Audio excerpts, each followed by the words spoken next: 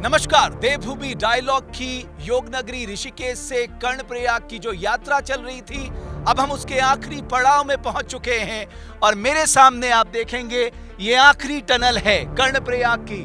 यानी ऋषिकेश ढालवाला से जो टनल का सिलसिला शुरू हुआ था वो यहाँ पर आके अगर आप देखेंगे खत्म होता है और यहाँ से एक ब्रिज बनाया गया है और उसके बाद ये सबसे आखिरी स्टेशन कर्णप्रयाग का और सबसे बड़ा स्टेशन है कर्णप्रयाग का। जैसा कि मैंने आपसे कहा, ये यातायात जो है ये बहुत सुगम होने जा रहा है। ट्रेन के जरिए जो आने वाले समय में यात्री आएंगे या पर्यटक आएंगे उनके लिए मैं कहूंगा ये यातायात एक जबरदस्त अनुभव लेके आने वाला है। लेकिन क्या कुछ खास है स्टेशन में, किस तरह के चैलेंजेस यहाँ के इंजीनियरों ने को देखने को मिले और यहाँ की इकोनॉमी में कितना बड़ा बदलाव इसको आएगा, इसके लिए मेरे साथ बात करने के लिए मनोज पुरोहित। और अच्छी बात यह है कि मनोज उत्तराखंड से ही हैं, कर्णप्रयाग के ही रहने वाले हैं और बहुत लंबे समय से यहाँ पर अपनी सेवाएं दे रहे हैं। वो बाय प्रोफेशन टनल इंजीनियर हैं और बहुत धन्यवाद मनोज, इतना अच्छा लगा। पहले तो एक हमारा कनेक्शन है ही उत्तराखंड का।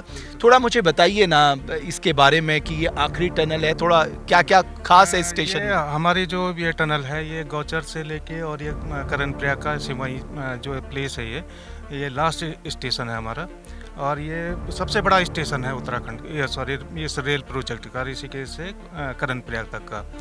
और ये हमारी 6.28 किलोमीटर की लगभग मेन टनल है, जिसमें हमारे पास एक 700 मीटर की एक ट्रिपल ट्रैक भी है।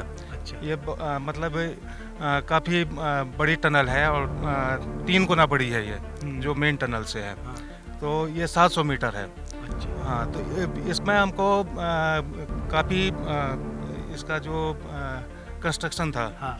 कंस्ट्रक्शन को हमने काफ़ी मतलब ये लगा लो 2021 से लेके और अभी हमने ये जो ब्रेक थ्रू किया है ये लास्ट मंथ में किया है इसका मेन टनल का। और ईटी का उससे 1 महीने पहले कर दिया था। मतलब यहाँ से गौचर तक चाहे वो मेन टनल है या एस्केप टनल है, दोनों गो थ्रू हो चुके हैं। हाँ जी। तो ये इसके ट्रैक के बारे में ये सबसे बड़ा स्टेशन बताया जा रहा है, जरा बताइए ना। हाँ, ये सबसे बड़ा स्टेशन है, इसमें 25 ट्रैक हैं और एक्चुअली क्या है कि ये सामरिक दृष्टि से भी बहुत महत्वपूर्ण है और इसमें इसके आर्मी की भी 3 टनलें और बननी हैं जो लगभग 4 किलोमीटर के लगभग है। उसमें उनका जो भी अपना असला हो गया, साजो सामान हो गया, वो सब यहीं के थ्रू जो है आपका जोशीमठ या जहाँ भी उनकी चौकियाँ हैं या सीमा पर है वो सब यहाँ से आपका जाएगा। अच्छा पुरोहित जी, मुझे ये बताइए, अब क्योंकि ये सपना साकार होने वाला है तो अगर हम ऋषिकेश से कर्णप्रयाग तक की बात करें, कितने समय में, हर कोई जानना चाहता है कितने समय में हम यहाँ पहुँच जाएं? 2 घंटे में। 2 घंटे मात्र, हैसल फ्री, बिल्कुल फ्री। हाँ बिल्कुल 2 घंटे में पहुँच जाएंगे। और इससे क्या है कि आपका जो रोड पे जो इतना ज़्यादा ट्रैफिक हो गया है उसमें से भी निजात मिलेगी। काफ़ी लोग जो है इसके थ्रू 2 घंटे में हर कोई पहुँचना चाहेगा, बिल्कुल, है ना। तो ये काफ़ी महत्वपूर्ण होने वाला है। तो रोड का जो प्रेशर है ट्रैफिक का वो बहुत हद तक कम होगा, खास कर 4 धाम यात्रियों का। बिल्कुल बहुत कम हो जाएगा। और ये बताइए इससे आपको क्या लग रहा है? मतलब उत्तराखंड में आप जानते हैं पलायन एक बहुत बड़ी समस्या है। जब से ये रेलवे प्रोजेक्ट आया है हमारे उत्तराखंड में ऋषिकेश से कर्णप्रयाग तक का, एक तो तब से ही हमारी जो इकोनॉमी है उसका फ्लो बहुत ज़्यादा बढ़ गया है। बहुत सारे लोगों को रोज़गार मिला है। मैं भी यहाँ पे ठीक ठाक पोजीशन पे हूँ इस रेलवे प्रोजेक्ट में और यहीं का हूँ, तो मैं समझ सकता हूँ कि हमारे इधर के काफ़ी लोग जो हैं इसमें इन्वॉल्व हैं।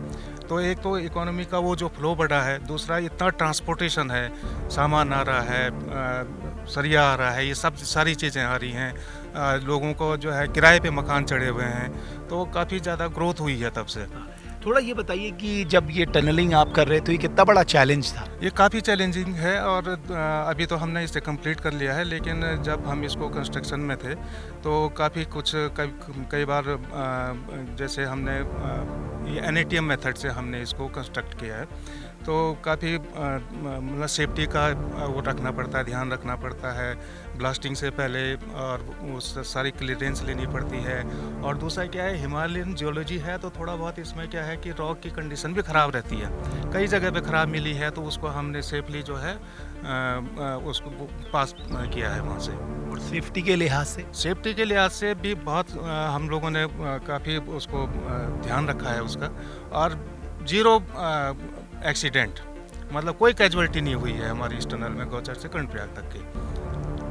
और दूसरा मुझे ये बताइए कि क्या आपको लग रहा है कि कब से ट्रैक बिछाना ये सब काम शुरू हो जाएगा? ये तो अब चालू करने वाले हैं टनल का, हमारा लाइनिंग का काम उधर से लगभग 3 किलोमीटर हो गया है P1 साइड से, तो अभी हम उनको ट्रैक के लिए दे देंगे। ये तो अभी डिसाइड करेंगे कैसे क्या होना है, लेकिन ये 2027 तक हमारा ये स्टेशन बन के तैयार हो जाएगा। और ये ब्रिज के बारे में थोड़ा आप जानकारी देंगे?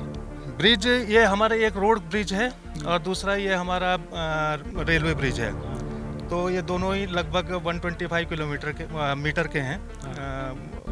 मतलब इसमें 4 ट्रैक हैं, 4 ब्लॉक हैं 33 मीटर के, तो लगभग वही आपका 130 मीटर के लगभग की इसकी लेंथ है, और यहीं से फिर आपका स्टेशन चालू हो जाता है। और यहाँ से जो लोग बद्रीनाथ जाना चाहते हैं उनके लिए फिर आगे का सफर? अभी जब यहाँ से ये सब बन के तैयार हो जाएगा, तो अभी आप जिस पुल से आए होंगे वो भी रेलवे ने ही बनाया है, और आप देखेंगे कि उससे हमारी कनेक्टिविटी कितनी अच्छी लगती है वहाँ से। वो ब्रिज वो एक स्पॉट बन गया है लोगों के लिए, वो फोटो बहुत सारे शाम को आप देखोगे तो बहुत सारे लोग खड़े रहते हैं, और आप ये देखोगे कि तो NH से बिल्कुल कनेक्टेड ये जगह हो गई है, अदरवाइज ये तो गांव काफ़ी दूर था ना। और बद्रीनाथ जी धाम यहाँ से अब 3 घंटे का? हाँ, यहाँ से आप बाई रोड अगर जाना चाहेंगे तो यहाँ से स्टेशन से यहाँ उतर के वो बाई रोड आपका जो है यही आपकी NH है, तो ये NH से जो है 2.5 से 3 घंटे में बद्रीनाथ पहुंच जाएंगे। तो यहाँ पर जब आप रेल से उतरेंगे इस स्टेशन पे, यहाँ से 3 घंटे का रास्ता बद्रीनाथ धाम का हो जाएगा। यानी मैं कहूँगा यातायात के लिहाज से बहुत आसानी होने जा रही है, जो रोड में प्रेशर है वो कम होने जा रहा है, इकोनॉमी यहाँ की ट्रांसफॉर्म होगी। आप सोच सकते हैं, कोई इन बड़े बड़े पहाड़ों के बीच से सोच सकता है कि टनल ऐसी बनाई गई है कि आप 125 किलोमीटर, उसमें से 85% आप टनल के थ्रू आएंगे और इन पहाड़ों के बीच से आते हुए आप कर्णप्रयाग पहुंच जाएंगे। एक अच्छी खबर यह भी है कि केवल कर्णप्रयाग ही नहीं, मुझे यह भी बताया गया है कि पीपल कोटी तक इस रेल को ले जाने की सोच जागी है, और इसका जो डिटेल प्रोजेक्ट रिपोर्ट है ऑलरेडी रेलवे बोर्ड को दे दी गई है।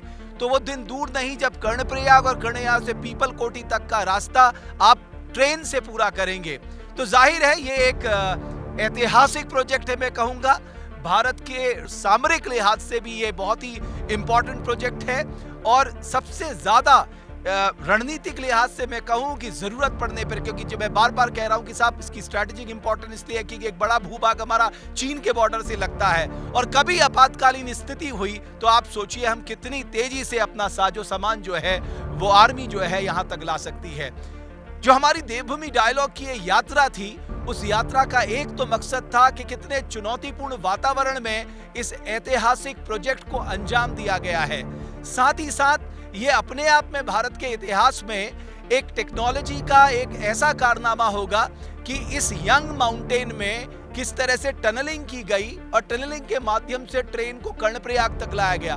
तीसरा जो सबसे बड़ा मुद्दा मैं समझता हूं हमारे उत्तराखंडियों के लिहाज से, कि हम लोग जो छोटी छोटी नौकरियों के लिए पलायन करते हैं, जाहिर है जहां कनेक्टिविटी बढ़ेगी, चाहे वो रोड है, रेल है, एयर कनेक्टिविटी है, रोपवे कनेक्टिविटी है, उससे यहाँ की इकोनॉमी में एक बड़ा बदलाव आएगा। जब इकोनॉमी में बदलाव आता है, लोकल इकोनॉमी डेवलप होती है, तो आपके लिए अपॉर्चुनिटीज खड़ी होती हैं। तो मैं चाहता हूं वो अपॉर्चुनिटीज का फायदा उत्तराखंडी उठाएं और यहीं अपने गांव, अपने इलाकों में वापस आएं, अपने खेत खलियानों की ओर ध्यान दें, और अलग अलग तरीके जो भी स्वरोजगार हैं उन माध्यमों से अपनी आजीविका चलाएं। तो कुल मिलाकर हमारा जो संदेश था वो यही है कि हमारे उत्तराखंड को वापस गुलजार करना है, और ये जो इकोनॉमिक एक्टिविटीज हो रही है, जो इंफ्रास्ट्रक्चर डेवलपमेंट हो रहा है, ये अपॉर्चुनिटी दे रहा है हमारे उत्तराखंडियों को वापस आने का। तो हमें इस मौके का भी फायदा उठाना चाहिए। तो हमारी जो यात्रा थी ऋषिकेश से कर्णप्रयाग की, वो हमने आज पूरी की, और मकसद भी बिल्कुल साफ था कि एक चुनौतीपूर्ण राष्ट्रीय निर्माण का जो काम हुआ है वो आने वाले समय में यहाँ के यातायात को बहुत सुगम बनाने जा रहा है। बहुत धन्यवाद हमारी इस खास पेशकश को देखने के लिए।